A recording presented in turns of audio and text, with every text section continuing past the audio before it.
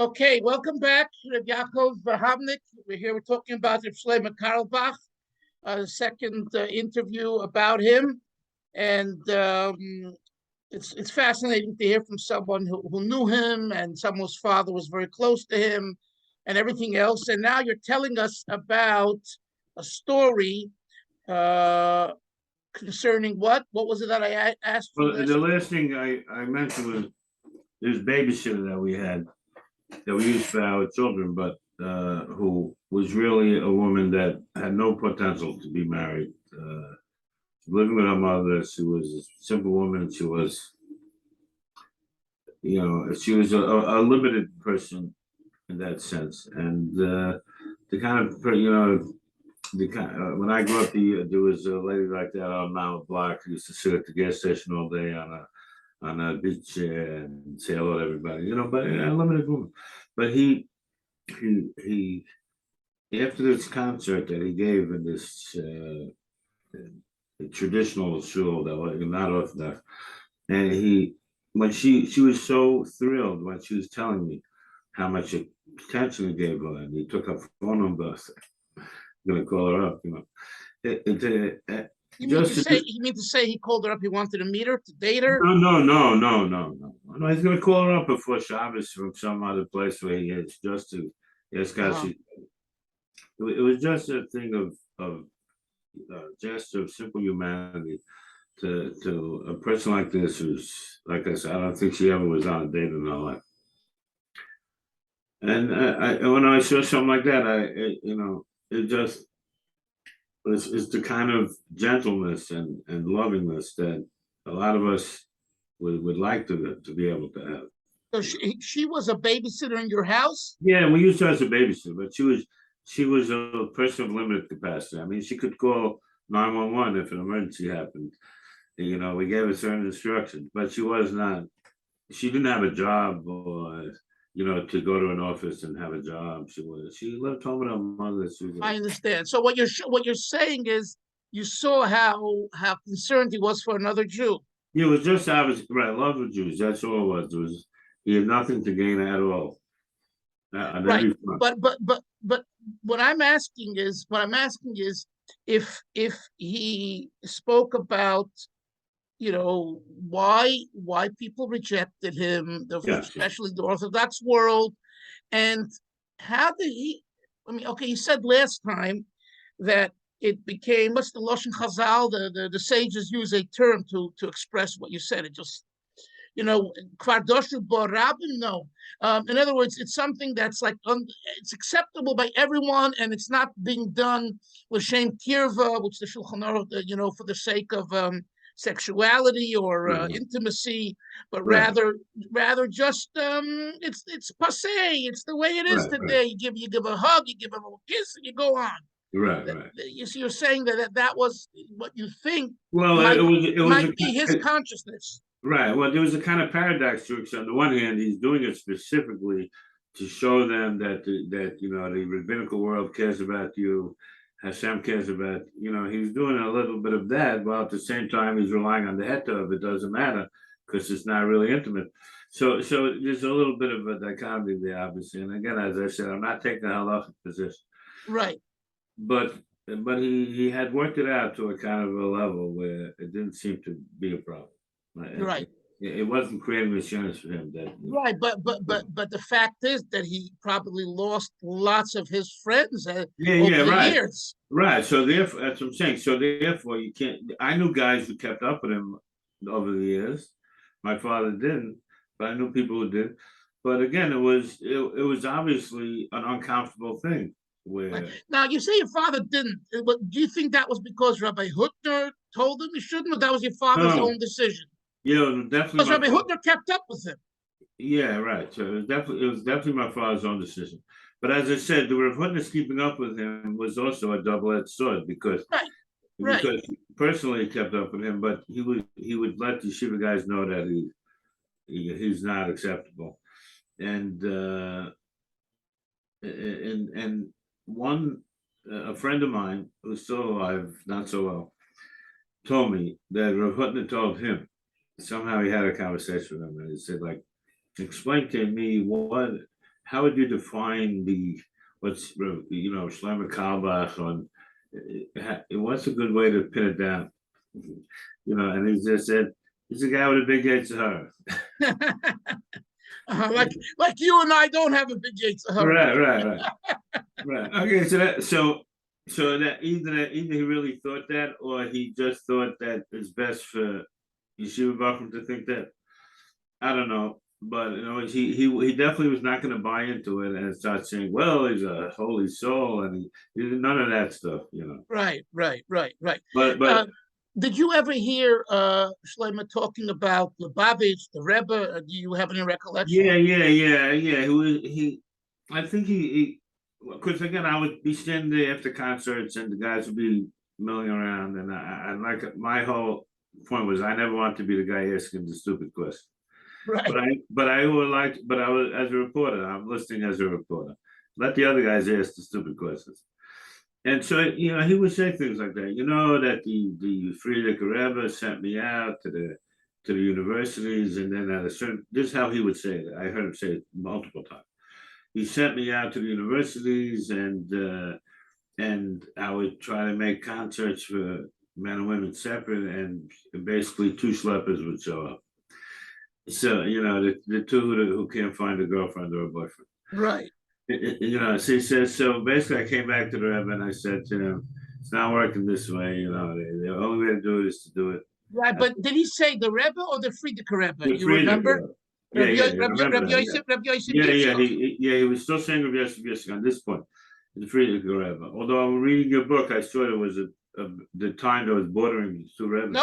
No, he was Bisman from the Friedrich Rebbe, and that's who brought him into Lubavitch and fell in love with him. Yeah, that's for sure. No question about it, Right, that's no question, exactly. So, but he said that he went back to the Rebbe and told him that it's not working this way. You have to be able to make a mixed gathering. And the Rebbe said to him, "I can't sanction it. You do what you have to do." Some kind of vague language like that. That's what he said. The Rebbe said exactly. Not exactly so, but we'll leave it at that. Right. But I think he played it in a way where he didn't blame the Rebbe. He spinned it. He was spinning it a little bit, but he wasn't blaming the Rebbe. He didn't say the Rebbe gave him a head. Yeah, no. The Rebbe said, "I can't sanction it, but you do what you have to do." So that he gave himself a little opening without blaming the Rebbe for it. Right. I heard that several times. Yeah, and what about Lakewood? What did he say about the Barons and him? Well, so what he used to say was about that. So first of all, like I told you, he'd get into this little braggadocious kind of a mode where he would go, Rabbi Yisrael and I were the two understood the Shia, and also or he would say Rabbi Eisman from Vineland, and him, different versions where he would say, and he was very proud of definitely of his time with Baron, and when he talked about the Rashivas themselves, he would always say beautiful things. Baron Kotler, unbelievable, tremendous, fire. The guy. What did he say? What did he say about Reb Yasha Ber Soloveitchik? I did not hear him comment about that. Okay, but I heard him one time on a tape. They were getting him a little drunk. It was Purim Cotton. And he ended up in this gathering with a few yeshiva guys, and there was some liquor on the table. So he was, as you can hear him getting more drunk as the tape goes on. And so somebody said and all these yeshiva bachim were trying to get comments out of him about yeshiva people. Yeah. So he said, and he had learned in Tarvadas, where Shlomo Hyman was the yeshiva. Yeah. And she said, they said, Shlomo, what about Shlomo Hyman? And he goes, and he's already a little drunk. He goes, "Oh, Shlomo Hyman, Kodesh v'Noila Shemoi." That's what he said. His name is holy and awesome. And then he said, "I want you to know that Shlomo Hyman could not learn if he saw one unhappy face in the base measures, because the Rashivas would sit facing the island, facing the crowd. The Bachman sat forward. The Rashivas. He said if he saw an unhappy face, he had to get up and go over to the fellow and see what's going on." What did you ever hear him speak about the Rayats? Because it seems like he had a very deep feeling. Yeah. And the thing I heard him speak about the Rayats, and he would even what he would say about the Rabbi Menachem Mendel. But I don't remember where he would say he was just speaking glowing terms in terms of awe, no question about it. And with Rabbi Mendel, he used to tell this story about how he took this guy. Yeah, Went Shavuos under, night. I know the story. Yeah, he went under the talus. yeah, yeah. And no, I think Shavuos night is one story, but I think it's a different story. Different story. Okay, Maybe on yeah. Rosh Hashanah that during Tkiyas he Oh took yeah. I'm not exactly. I since we're online, I don't. That can't be. It just didn't happen. I mean, Well, people were around. it definitely didn't happen in later years, but this would be really at the early stages of the thing. My spirit of Yoel Khan was around. Other people. No, I know. You know, Shlomo. You know, like. It sounds unlikely. It definitely sounds unlikely. Yeah. But no, but that there was a kiruv, there's no question about it. Right. A closeness. There's no. You know, we're not talking about that. Right. But to say that. You know, the Rebbe took him under. We know that under the Rebbe's talus, no one was under his talus. I mean, it just anyway, whatever. We'll go on. So, but that's what he would say. So, no, he always gave he always wanted to put out a positive vibe about. What about Boviv? He was close to the Boviv Rebbe. Do you ever speak about Boviv? Right. So the Boviv Rebbe he talked about, because I think the Boviv Rebbe when he was in Manhattan, in West Side, yeah. Before they moved to Borough Park, that was the time that he spent right. No, first Baba moved to Crown Heights, then to Borough Park. But anyway, yeah. Yeah, so I think he was even walking distance on Shabbos, probably, if he was home. Yeah, sure. He walked above him with his brother.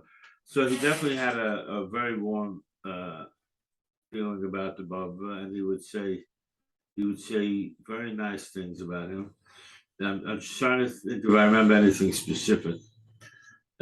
Maybe not at this moment, but what about Zalman Schechter? Did he ever speak about Zalman? No, he would. They had been together doing, working for Lubavitch, and then, and Zalman really basically went off the derech. You could see that from your interviews with him. Yeah. He basically tells you he's driving on Shabbos. Yeah. I mean, there's no answer for that. Right. So it was sad because like Zalman went off. And Shlomo didn't go off. Whatever Shlomo did, things. Yeah, he was a Shlomo Torah mitzvahs in one area, Yeah, if he did in that area, he did too. You know what I mean? I mean, he never defined his life in such a way where it's all outside. But what did Shlomo say? What did Shlomo say about Zalman? That's he had that tolerant style. Yeah. What were you going to say, Reb Yaakov? What were you going to say? Yeah, that. A guy told me, a fellow, his name is Chaim Berlin. Oh yeah. You know he is? I don't know if he's still I know of him. He's a Chabadnik, I think. He wrote a cult buster. Right. So exactly. So he had been in advertising, and he had made a lot of money in advertising, but he had no children.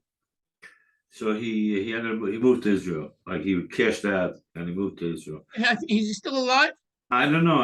I haven't seen him in a lot of years. I don't know. Okay. But he told me, I did an interview with him one time before he moved to Israel when he lived in Chicago. Okay. And so he told me, he said, I loved Carlebach and I benefited a lot from him. He says, but I did find that it wasn't just him that there was issues about. He says, but a lot of the guys I knew who were around him were also being promiscuous. In other words, they became kind of religious, but they remained promiscuous. Right. So and so he had lived in LA in that crowd. Right. And that was his impression that to a certain extent, to a certain guys, if that was put it this way, if that was their issue, women, they weren't getting strands from Chabad to fight off that issue. Right. And, so. Yeah, but at the same time, it's not, you're going to blame Shlomo. I mean. No, not to blame him. They were promiscuous on their own. Right. Nobody's saying that he made people be promiscuous. But the point was that this is what Chlorofine told me. He knew guys.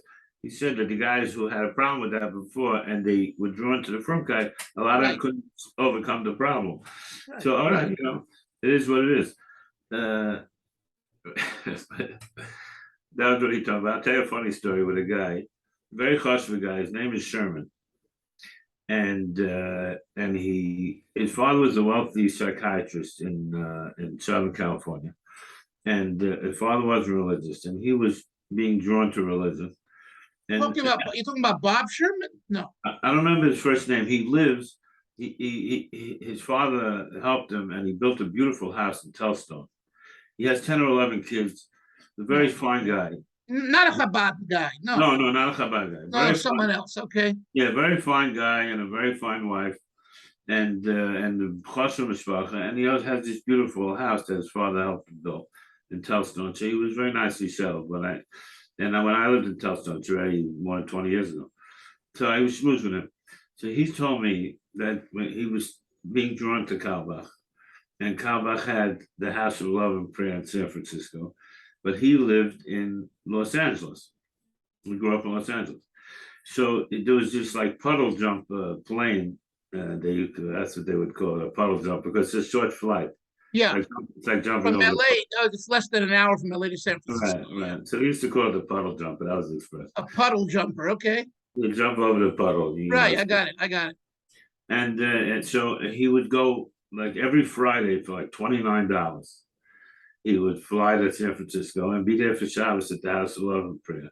And he was very inspired. But he says over time he realized that either he's crazy or other people are crazy, because they just their norms and their way of thinking and their way of acting. So he began wondering, maybe I'm crazy. Because he's spending every weekend with a group of people and they're all like on a different wavelength. So he said, I think maybe I'm crazy. So he went to a psychiatrist or a psychologist, and he paid whatever the session cost. And he spoke it through the psychologist, and the guy said to him, listen, I don't mind adding on new patients and taking your money every week. He said, but let me just tell it to you, it's real simple. They're crazy, you're normal. That's funny. So he took a lot. Did he say there was a promiscuity in the House of Love and Prayer? No. Drugs? No. Well, maybe, I don't know. There was drugs in San Francisco. Yeah. But it was LSD time. Yeah, but I never heard that was part of the culture in the House of Love and Prayer. So he came for Shabbos. People would sleep in mattresses in the hallways, up the stairs, down the stairs. The place was wherever you could find a place to, bunk down, you did. But it was, and the Shabbos was unbelievable over there. Everybody would talk about it. Did you ever discuss an Inyan and Torah with Reb Shlomo? I mean, he was a massive Talmud Chacham. Yeah, he was, and I was in his shul one time on the second night of Shavuos, because on 79th Street. Yeah, right. What happened was that I was invited by Rabbi Yaakov J. Schwartz. He's no longer a rabbi; he became a psychologist after a while. Right. But he was a rabbi at that time, and he had a shul like a block or two from Shlomo. From the shul that Shlomo and his brother inherited from the father. The Carlebach shul, yeah. Right. So what happened was they flew me in. I lived in Eretz Yisrael, but they flew me in to speak the first night of Shavuos at this other shul. Okay. And which was a normal shul. and then they set me up at AC Nussbaum, who had a $2 million apartment there, an unbelievable place. And it was geschmack. But then now after the first night, I said my now I'm off the hook, but I'm in America. My wife's in Israel. No one's holding me down, and I can do what I want. So I went with Nussbaum's son to Carlebach, for the adventure, and for the second night.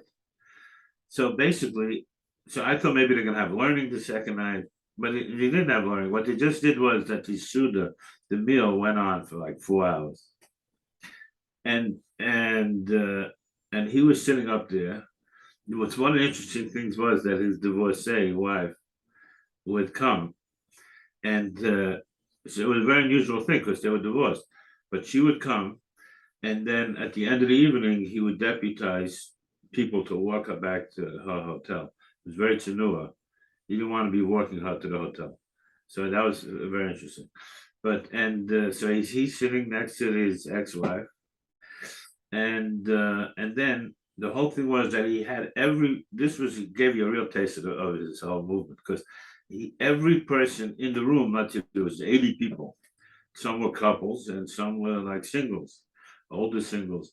And over this 4 hour span that I was there, something like that, he would kept track, and he asked every person to say a dvar Torah.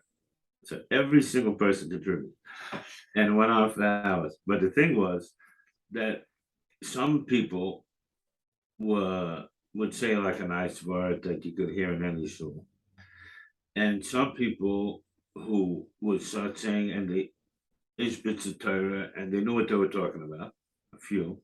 And then there was some people who would say crazy rambling insanity, and everyone sat quietly and respectfully, and they let them do their thing for a few minutes. And you could see this guy's nuts, or even if not, even if the person is functional, but just his whole way of looking at Judaism, what he thinks he knows, it's all mixed up. But everyone got respect, and they got their turn, and they felt important enough to be heard, and it was fascinating. So when I was there with him for a few hours, I told him a circle Torah that I said, which he acted like he liked it, but I didn't get real feedback that was where he showed other knowledge than what I was telling him. And I asked him a lot of things. Like that was when I asked him if it's true that my father left him the money, and he told me it was.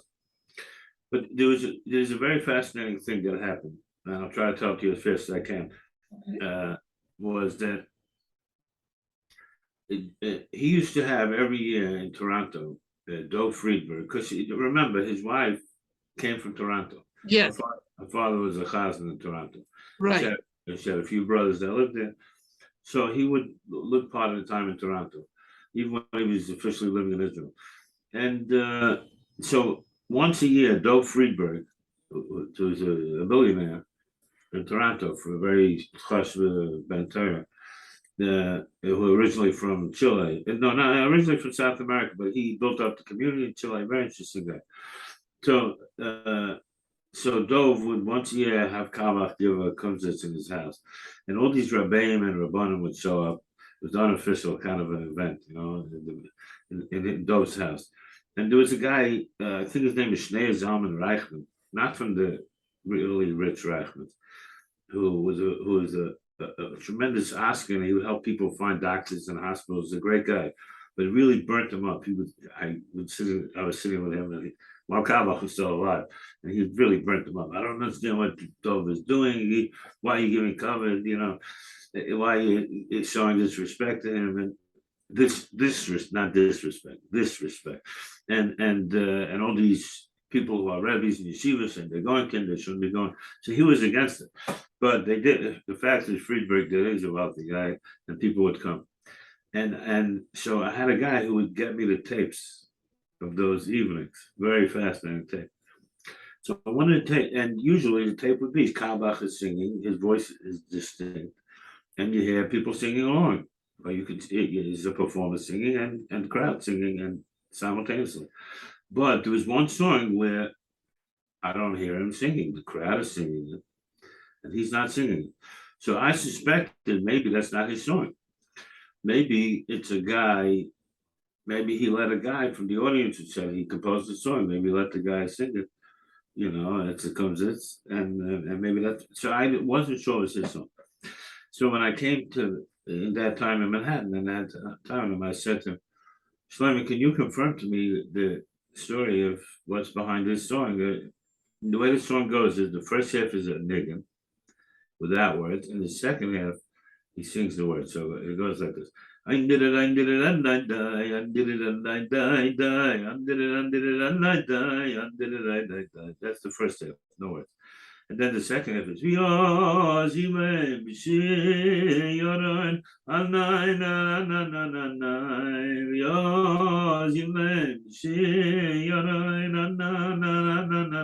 What are those words? What are those words? Those 4 words are from the I didn't hear them.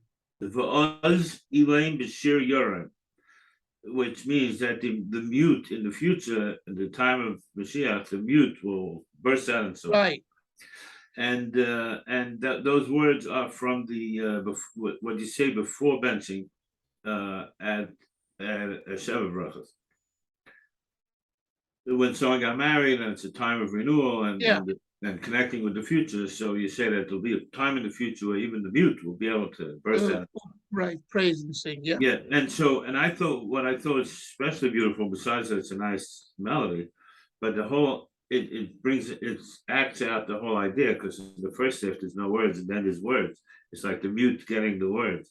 So I thought it was beautiful, but I don't know if it was from him, because I'm listening, I don't hear him singing in that tape from Toronto. So now that I'm meeting him personally, I said to him, "What's the story?" He says, "Yeah, it's my song." And you know what? I have to tell the story. And he, because we had this whole crowd there, she was 90 bags on the table. I have to share this story and tell this gentleman, my friend here, Rabbi Homnick, what this story behind it. So the story goes like this: that when he came to Berkeley, there was this famous, concert from the alternative music world, anti-war Vietnam or whatever it was, in Berkeley, California. You hear him tell this story a lot, because when he came there, he made sure the Chabad guy in Berkeley knew that he's going to be on campus. He said, maybe if I get lucky, I'll pull a few guys to come to join you for Shabbos to make some extra food, because maybe I'll chop a few people. And so it ended up being that his appearance at the concert was so great. And he always said very proudly, only Bob Seger and me, we were the only two who got people up to dance. Only Bob who? Is it Bob Seger or Phil Seger? He was a counterculture musician, a Jewish guy from upstate. Okay. And he said, we were the only two that got the crowd up to dance. Because Joe Baez was there, and Dylan and all these people. And he was proud that only the two of us got people dancing. So when he made that concert, it ended up being like 200 people came to this Chabad guy, and they were scrambling to find a kazais, olive-sized piece of food for everybody. Right. But it was like one of these great moments in time. So he said that when he came onto campus, he was walking. You can imagine a little bit of a crowd and entourage, and there's a lot of people don't know who he is. Non-Jews are looking, who is this guy? But some of the Jews who knew him were with him. Somewhat. So it was that kind of thing where he's moving. Then he sees this girl. He says, with horrible skin condition, like leprosy. Never saw something so horrible. So he asked people, "What's the story with that girl?" And they said, she's a nice girl from a middle class home and came to college and got into drugs, and the drugs caused this weird reaction. It's a 1 in 10,000 people, that the body reacts to drugs this way, and she was like really repulsive to look at. So he decided that's it, and he took his group and he approached her and said, "What's your name? How you doing?" And he saw it, and she wasn't even Jewish. It was clear that she wasn't Jewish. But he said, "Why don't you join us? We're going to have a concert, and we're going for the Sabbath." Anyway, so she ended up coming with them for Shabbos to the Chabad house in the Hutner. And then after that, she was following him everywhere, because she was like a freak at this point, and he was the one who showed regard for her. So she was following him. And eventually she gave up the drugs. And when she gave up the drugs, the skin cleared up. Wow. And all of a sudden, she's a regular, nice-looking woman. So in the house of love and prayer, she was there, like she was coming every Shabbos. She was thinking of converting. She wasn't committed yet, but she was there in the house of love and prayer. So there was a couple getting married, and he'd make one of his multi-hour seven brachas that he would make. Is this still part of the story that he's telling? Yeah. So he used to do he would do first. He did multi-hour. We got 10 minutes left. Yeah. Okay. So basically, there was a seven brachas going on for a couple who just got married, a post-marital celebration, which goes on for 7 days. But it's going to be a couple hours. And everyone's singing and this and that. And then she says, "Shlomo, if you don't mind, I think I better go home. It's about 12 o'clock. My father doesn't like it if I come home too late. Oh, I said, okay, great, we'll see it. So she went out to her car, and then she comes back in crying, and her car doesn't start. And she says that her father bought her this car as a present when she turned 18 or whatever it is. But he said, I have only one condition. I'm not telling you where to go. You're a big girl. One thing. If the car ever breaks down, do not accept help from anybody, because I suspect all these guys. I suspect the AAA guys. I suspect regular people, Good Samaritans. You call me. Just make that one commitment to call me if the car breaks down. So I said, what do I do? So he says, what's the problem? Call him. You made a commitment. So she says, yeah, but what I've never told you is that my father is the head of the KKK for this whole region. Oh my gosh. He says, and if I have to bring him here to a Jewish place, I don't know what'll happen. And furthermore, she says that my father, he doesn't drink during the day, but in the evening he'll knock down a shot or two, and then his temper gets really bad. So I'm afraid to bring him out here. So Shlomo says, listen, you made a commitment. You have to honor the commitment. But what we're going to do is we're locking the door. We'll continue the party, and we're locking the door. So when he comes and knocks, I'm going to the door. Nobody else go to the door. So they continue the party, at 7 brachas, and then they hear, a bang on the door. He opens the door, and this guy is there, he's like red in the face a little bit, like he's had a few shots. And he says to him, oh, greetings. Wow, you're, Brittany's father, I don't know what her name was, Oh, we've heard so much about you, what a terrific guy you are. She's always telling us what a great guy, and you bought her a car. You're unbelievable. Everyone should have a father like you. And he starts buttering the guy up. And he says, we're having a party. We just had a couple here who got married, and we're celebrating. Why don't you join us? And so the guy sat down with them, and they continued the party. Then eventually he excused himself. He went out. He helped to start the car and went away. And after that, she wasn't afraid to tell him anymore that she's involved. And then later she went to convert. Later what? She what? Later she converted. Oh. And so he says that she married a guy from diaspora yeshiva. And he says that the father from the Ku Klux Klan background asked, is it all right if I walk you down? And so of course they said, they're not going to worry about technical cuts and all that. That's not the moment to do that. He wants to walk it down, of course. And so Shlomo said that when he saw the Ku Klux Klan father walking the girl down, who's a Gyaris, who's a convert, to marry a kosher Jew, then it came to him those words of the mute shall sing, the day will come that the will sing. Beautiful story. I never heard that story. That's unbelievable. Yeah.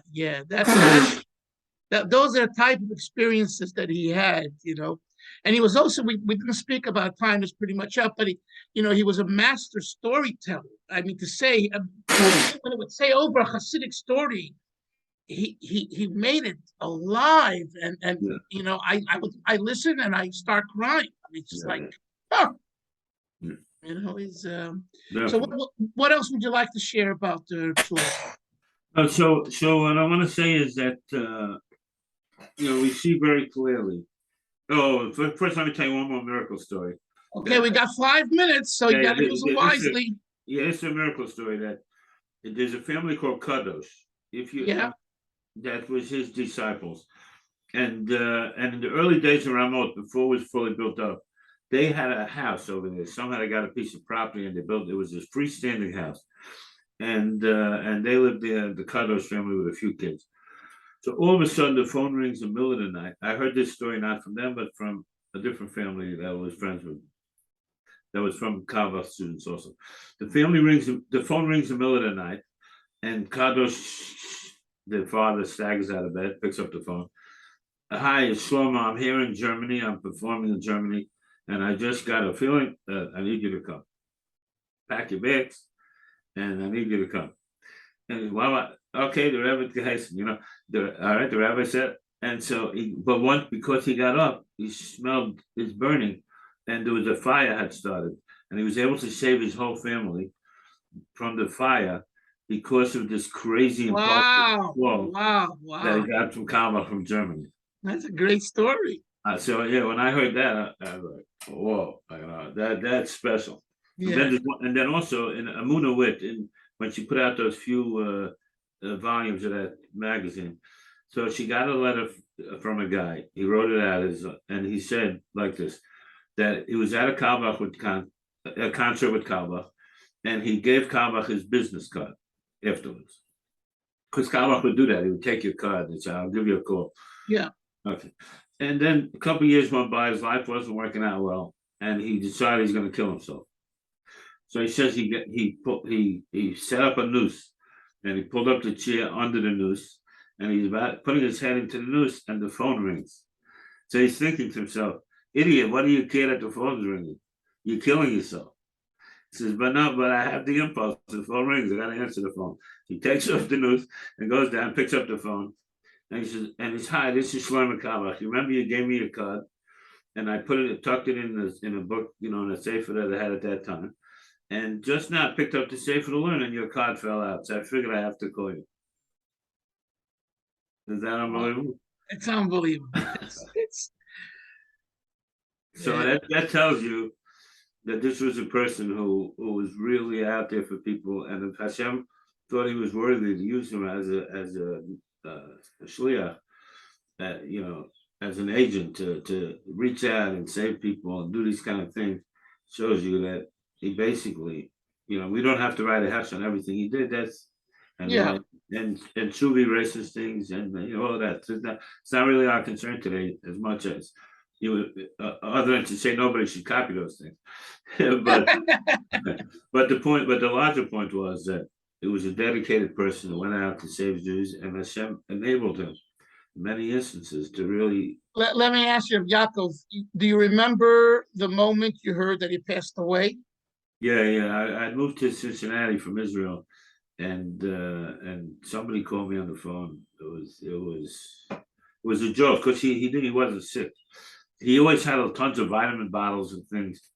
By the way, his daughter put out a thing yesterday. I don't know if you saw it today. His daughter Dari on Facebook put out a memory of her father. Very fascinating. I think it's circulating around rapidly. Send it to me. Please send it to me. Can you? Yeah.